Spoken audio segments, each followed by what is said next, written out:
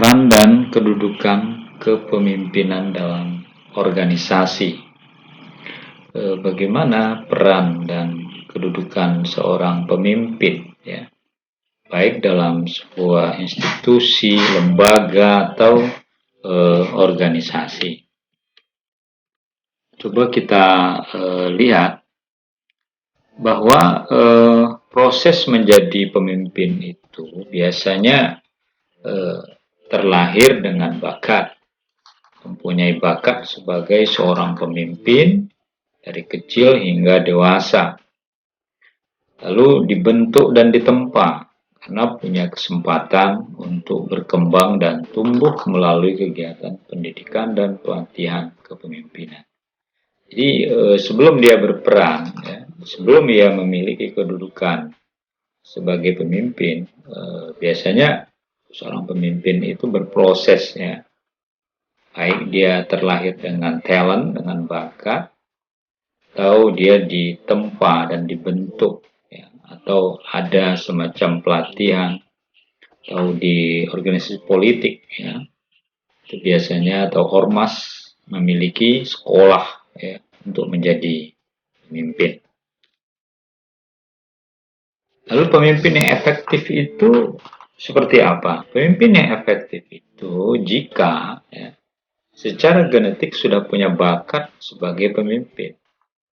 Dia akan efektif menjadi seorang pemimpin bila secara gen, ya, punya turunan orang-orang hebat, misalnya dia terlahir dari keturunan darah, ya, yang memiliki gen untuk menjadi pemimpin.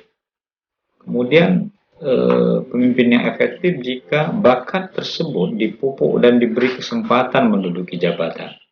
Dia punya bakat, lalu dipelihara, ya, dibina, lalu diberi kesempatan, ya, untuk menduduki jabatan. Kemudian didukung dengan pengetahuan teoritis yang didapat melalui pendidikan dan pelatihan. Jadi didukung juga dengan semacam sekolah, ya, pelatihan-pelatihan yang didapatkan melalui pendidikan. Jadi memang pendidikan itu mengajarkan bagaimana kelak orang-orang yang dididik itu akan menjadi pemimpin. Nah, yang hal inilah yang disebut leader to mate, ya, bahwa seorang pemimpin itu dia sudah disiapkan untuk menjadi seorang pemimpin.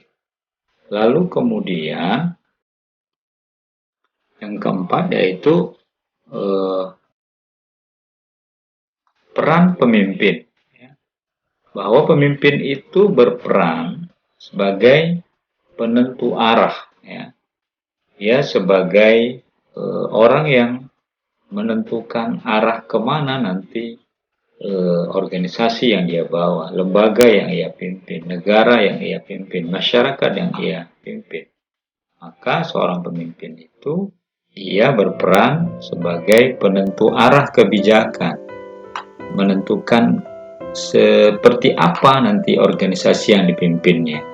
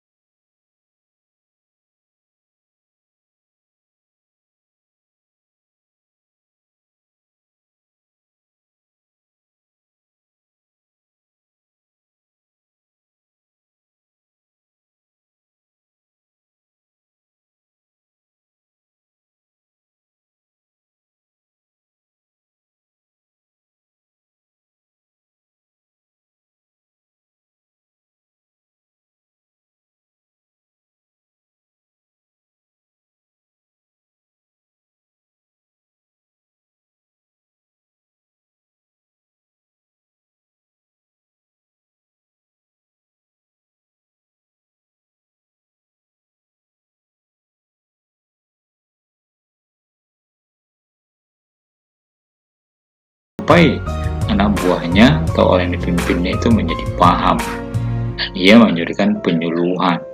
Artinya pemimpin itu memang bertugas seperti itu, menggerakkan bawahannya, memotivasi orang yang dipimpinnya agar menjadi orang-orang yang menghidupkan lembaga atau organisasi yang dipimpinnya. Lalu bagaimana tanggung jawab pemimpin? Tanggung jawab pemimpin itu adalah menentukan tujuan pelaksanaan kerja dalam artian kuantitas, kualitas, keamanan, dan sebagainya.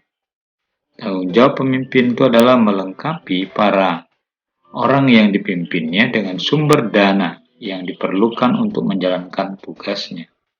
Nah, hal ini bukan hanya sumber dana, tapi juga sumber daya dalam melaksanakan roda organisasi yang dipimpinnya. Kemudian mengkomunikasikan pada orang yang dipimpinnya tentang apa yang diharapkan dari mereka. Jadi komunikasi tidak hanya ke bawah, dari atas ke bawah, tetapi komunikasi juga harus dari bawah ke atas. Artinya kalau ada usulan atau ada masukan dari bawah, maka seorang pemimpin yang baik dia harus menerima itu sebagai masukan yang positif.